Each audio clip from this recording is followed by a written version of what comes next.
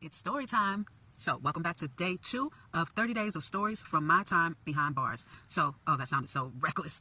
I spent 7 months and 8 days in federal custody, and this series is me sharing with you wild stories from my time in 3 different facilities of federal detention centers across 2 different states. Today, we're talking about a Pop-Tart Beatdown. Let's get right to it. So, one particular day, my bunkie happened to look out the cell and see another woman on the other side of the day room down there with her nose all bloodied up. She say, "Damn, old girl got her nose. Look like somebody done messed her up." We're going to call her Brittany.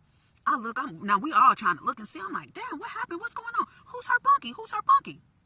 So as it turns out, her bunkie was Susie, all right? So by this time, they took Brittany already out. Now, psychology was there. Psychology came running down. They were the ones that saw the fight or heard some screaming. Anyway, they're the one that intervened when it happened. So they take Brittany out to medical. Now they got Susie sitting in there talking to her. Susie sitting there like, whatever. I didn't do nothing. She fell. She fell off the top bunk.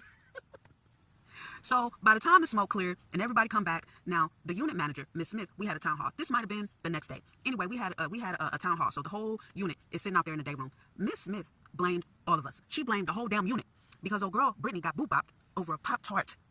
Over a Pop-Tart. Do you hear me? Miss Smith said we all knew about it because people get beat up all the time. So she blamed all of us, and we're like, how the hell? No, we didn't know what was going on. We had no clue. They sellies. We don't know nothing about what's going on. So anyway, after the smoke cleared, everybody, Brittany and Susie come back. Of course, they're not in the same cell no more. And I was cool with Brittany. I was cool with both of them, but I talked to Brittany and I would do her hair because I was the barber. And so I would do her hair. So I had more of a relationship with Brittany. These both 2 white girls. So I'm feeling bad. I'm feeling bad for Brittany, really thinking she a victim. So she telling me all this and that and this and that. So when all the smoke cleared, cells get moved around, a bunch of people's cells get moved around, and I wasn't going to go back with who I was cellies with. So I was like, you know what? I'll bunk up with Susie. I said, because if worst come to worst, we both don't fall off the top bunk. It's no big deal for me. Okay. So fast forward, Susie and I are bunkies. Man, one of the best bunkies I had, okay? We were cool. It was cool. But by us being bunkies, we started talking. Now, keep in mind, Brittany done got boop-bopped. She claimed to be the victim. I can't, but now she constantly coming to the cell asking for Susie. I walk up in the cell one day. Now the cells are small. A 2-man cell is only fit for 2 people, okay? I come up in the cell where I'm at. Brittany sitting in there on the toilet. She talking about, am I in the wait line? I said, a little bit. So when it all goes down, Susie, she went and told her she didn't want her in here. Now, at that town hall that Miss Smith, the unit manager, threw, she told Susie that she gonna get her up out of here.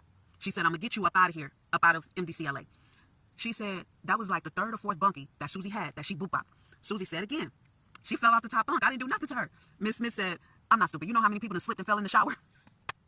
Miss Smith said, I've been doing this for 20 years. Don't play with me. So, I don't know, it may have been 1, 2, 3, 4 o'clock in the morning. They come open up our cell. They call her last name.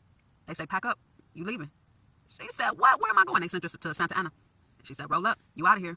And this might have been a week after it all happened. Maybe 10 days. She got her out of there quick. Baby, you cannot make this up.